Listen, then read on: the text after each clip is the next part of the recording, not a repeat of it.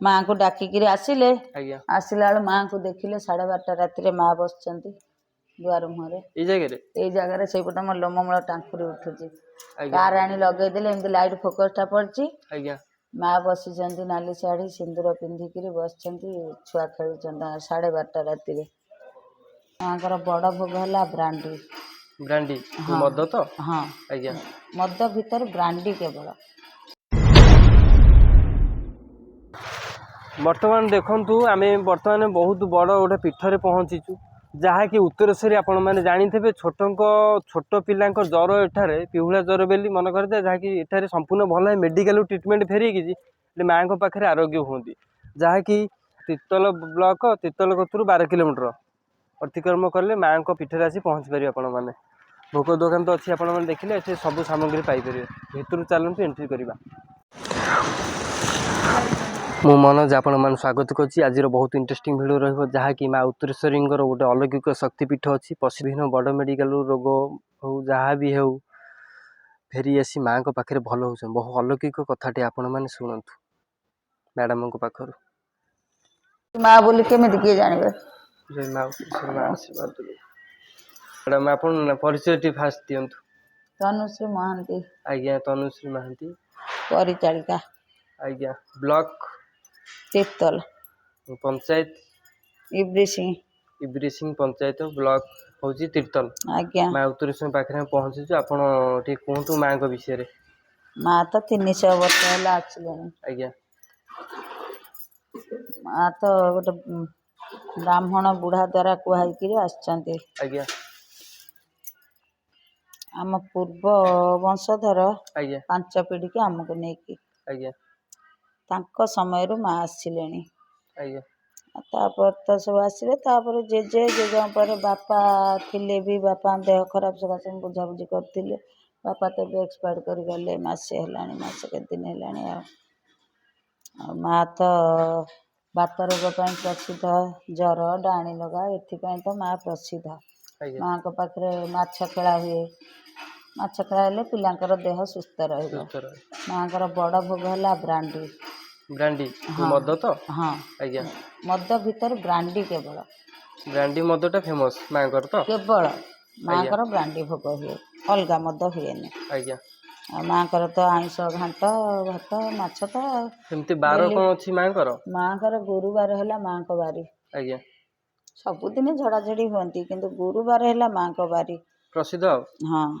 आ माँ तो सबुठ बड़ पर्व जन्मदिन महाअष्टमी 16 पूजा हुंती आ मूलाष्टमी ठू दशहरा जाए महाअष्टमी दिन लास्ट चंडी पूजा माँ तो सबू पर्व हुए 12 मासरे 13 पर्व जमती सब सब घर घर सी सेमती माँ सब पर्व लोक संख्या केमती हंती कौ दिन केमी कौन कहीहब गुरुवार जन माँ को बारीटा आगुरी कोविड आगुरी लोक होते कोविड परठू तो कमी ता छड़ा रविवार गुरुवार रविवार छुट्टी बार गुरुवार माँ को बार से दिन टे लोक हुंती आज तो सोमवार आज कौन एत लोक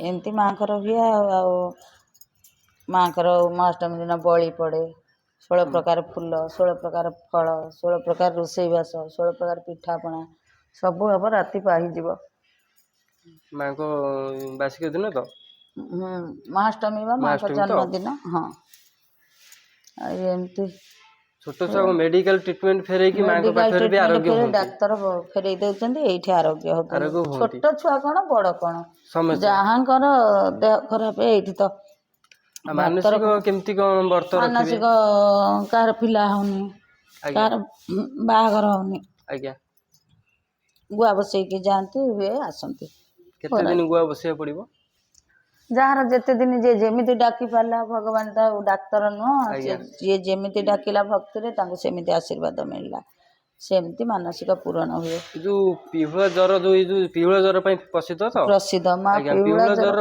केमती छोट छुआ माने पालन करिवे केते दिन केमती कोन छोट छुआ तो 3 मास भीतर 4 थर झाड़ी हेबे खट्टा बासी किछि खाइबेनी बाहर जिंस किछि खाइबेनी आज्ञा माँ छुआ दिया एमती लास्ट दिन घाट फांट कर 3 मास तो हाँ करी जाती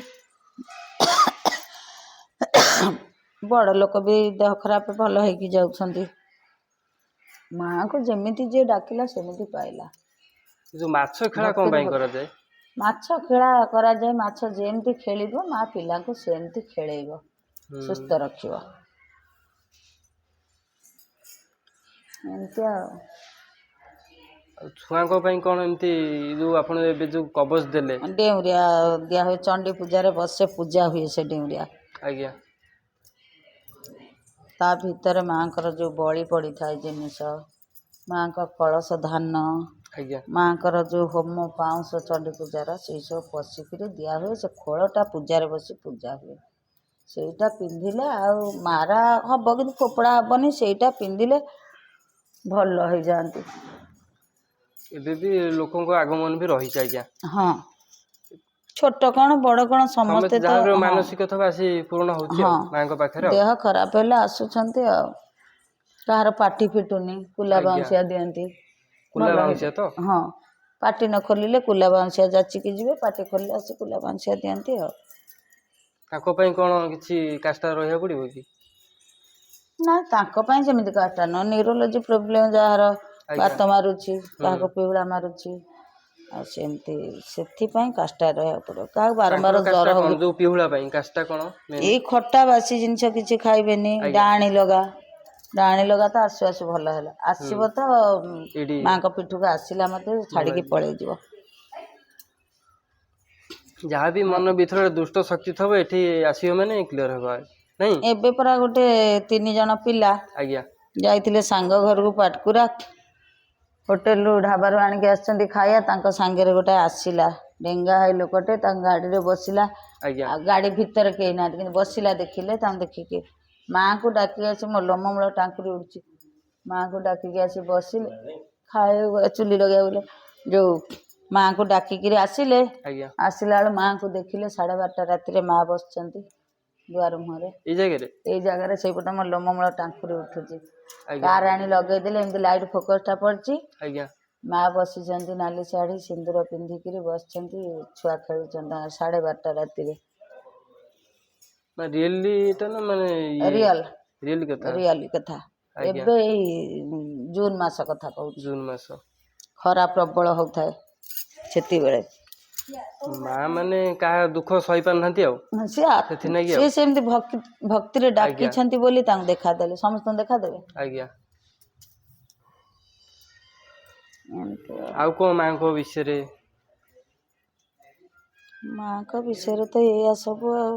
ମା ତ ଶଙ୍ଖା ପିନ୍ଧନ୍ତି ଛୋଟ ଛୁଆ ହେଇକିରି। ଆଜ୍ଞା। ଦେଖା ଦେଇଥିଲେ ଶଙ୍ଖାରିକି, କହିଲେ ମୋତେ ଶଙ୍ଖା ଦେଇ ଯା।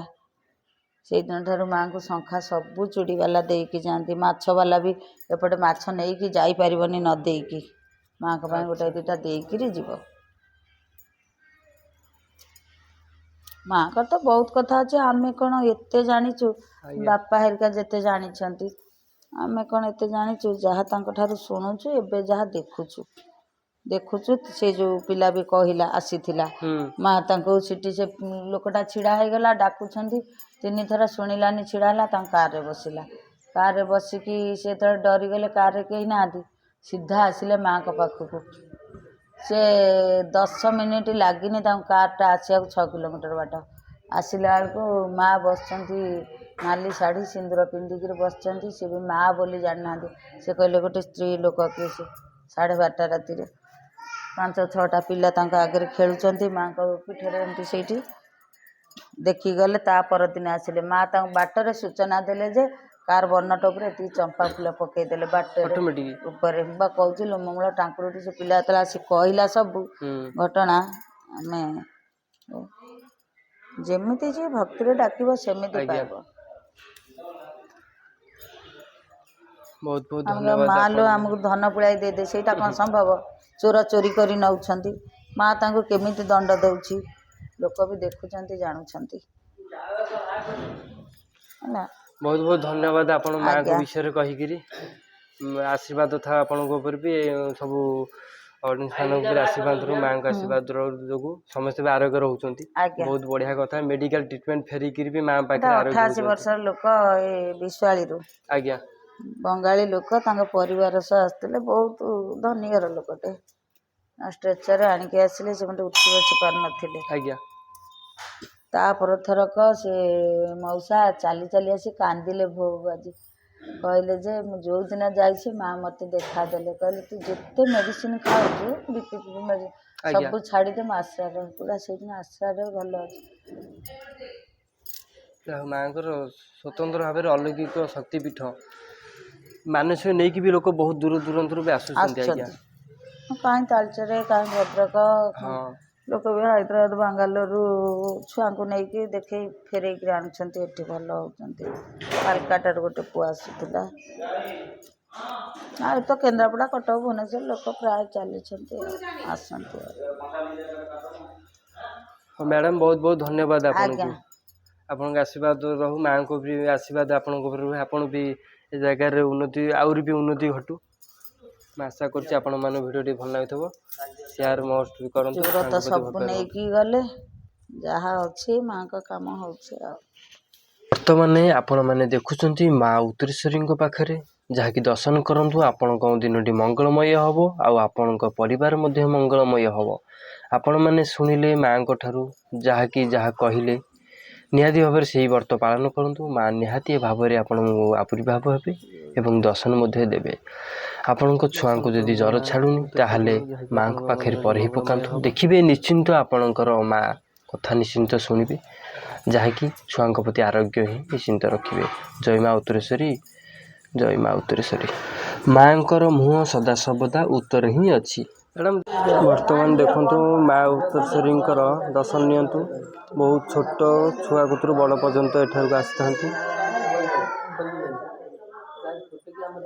ଆପଣଙ୍କ ଘର କୁଆଡ଼େ ଆଜ୍ଞା ମାଉସୀ କୁହନ୍ତୁ? ପାଟକୁରା ଆପଣଙ୍କର? ଆପଣ କଣ ଛୁଆଙ୍କ ପାଇଁ ଆଣିଥିଲେ ମାଆଙ୍କ ପାଖରେ ଜ୍ୱର ସକାଶେ ତ? ଆଚ୍ଛା ଧନ୍ୟବାଦ। ମାଆଙ୍କ ଆଶୀର୍ବାଦ ଆପଣଙ୍କର ବି ଆରୋଗ୍ୟ ଆଉ ରହିବ ଟୋଟାଲି। ବର୍ତ୍ତମାନ ଦେଖନ୍ତୁ ଏଇ ଯେଉଁ କଉ ମାଛ ଦେଖୁଛନ୍ତି ଇଏ ଖେଳା ଯାଉଥିଲା ଯାହାକି କଉ ମାଛ ଏଠାରେ ଖେଳାଯାଏ।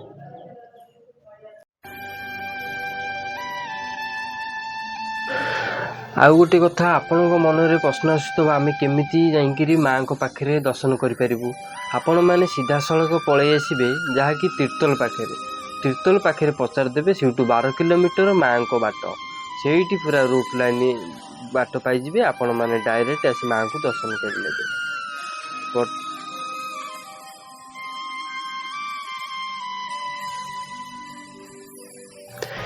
ମନ୍ଦିରର ସୌନ୍ଦର୍ଯ୍ୟ ବହୁତ ସୁନ୍ଦର ଲାଗୁଛି। ଆପଣମାନେ ଦେଖନ୍ତୁ ବହୁତ କାରୁକାର୍ଯ୍ୟ କୁଟୁକମ୍ ଛୋଟ ମନ୍ଦିରର ବଡ଼ ପ୍ରୟାସ ଆଜ୍ଞା। ଆପଣମାନେ ତ ଦେଖିଲେ କେମିତି ଲାଗୁଛି କମେଣ୍ଟ ମାଧ୍ୟମରେ ଦିଅନ୍ତୁ ଆଉ ଆପଣଙ୍କ ବନ୍ଧୁମାନଙ୍କୁ ବହୁତ ମାତ୍ରାରେ ସେୟାର କରନ୍ତୁ। ବର୍ତ୍ତମାନ ଲକ୍ଷ୍ୟ କରନ୍ତୁ ମନ୍ଦିର ବେଢ଼ାର ପରିବେଶ ବହୁତ ପରିଷ୍କାର ପରିଚ୍ଛନ୍ନ ଲାଗୁଛି। ଆପଣମାନେ ଲକ୍ଷ୍ୟ କରନ୍ତୁ ଫୁଲ ବଗିଚା ବି କରାଯାଇଛି।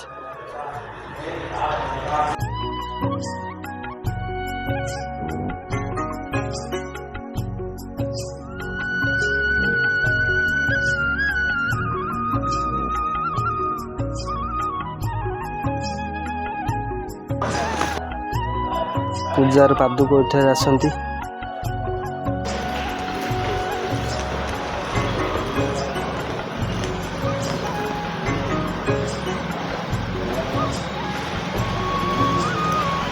ସେଟା ଗାଇଡ୍ କରାଯାଇଛି। ଏହି ସିଷ୍ଟମ ମା ଉତ୍ତରେଶ୍ୱରୀଙ୍କ ପ୍ରବେଶ ଦ୍ୱାର ଦେଖନ୍ତୁ କାମ ବି ଚାଲିଛି। ମାଆଙ୍କ ଆଶୀର୍ବାଦରୁ କାମ ସମ୍ପୂର୍ଣ୍ଣ ମଧ୍ୟ ହେଇଯାଉ। ଆଉ ଏପଟରେ ଦୋକାନ ଭାଇ ସେତେବେଳେ ଖୋଲା ଥିଲା ଦେଖିଥିଲି ଏଠାରେ ବନ୍ଦ ଅଛି। ଏଠି ଦୋକାନ ଉତ୍ତରେଶ୍ୱରୀ ବା ବର୍ତ୍ତମାନ ଆପଣମାନେ ଦେଖିଲେ ମା ଉତ୍ତରେଶ୍ୱରୀଙ୍କ ପାଖରେ ଆମେ ଅଲରେଡ଼ି ପହଞ୍ଚି ଯାଇଛୁ। ଅନେକ ବାଇଟ୍ ମଧ୍ୟ ନେଲୁ ମାଆଙ୍କ ବିଷୟରେ ବି ମଧ୍ୟ ନେଲୁ। ଆଉ ଅଡ଼ିଏନ୍ସ ମାନେ ବି ଆସିଥିଲେ ଛୋଟ ଛୁଆଙ୍କୁ ବିଭିନ୍ନ ଜ୍ୱର ହେଉ ଯାହା ବି ଦେହ ମୁଣ୍ଡ ଖରାପ ହେଉ ତାଙ୍କର ମଧ୍ୟ ବାଇଟ୍ ନେଲୁ। ବହୁତ ଦୂର ଦୂରାନ୍ତ ଆସିଛନ୍ତି। ଆପଣମାନେ ଯଦି ଭିଡ଼ିଓଟି ପସନ୍ଦ ଆସିଥାଏ ତାହେଲେ ଲାଇକ୍ କମେଣ୍ଟ ସେୟାର କରନ୍ତୁ। ଆଉ ଆପଣଙ୍କ ଛୁଆଙ୍କ ପ୍ରତି ଯଦି ଛୁଆ ହେଉ ବଡ଼ ହେଉ ସମସ୍ତଙ୍କ ପ୍ରତି ଏଠାରେ ଖୋଲା ଅଛି ଦ୍ୱାର ମାଆଙ୍କ ଦ୍ୱାର ଯାହାକି ଗୋଟେ ବହୁତ ଅଲୌକିକ ବଡ଼ କଥାଟେ ମ୍ୟାଡ଼ାମଙ୍କୁ ଆମର କହିଲେ।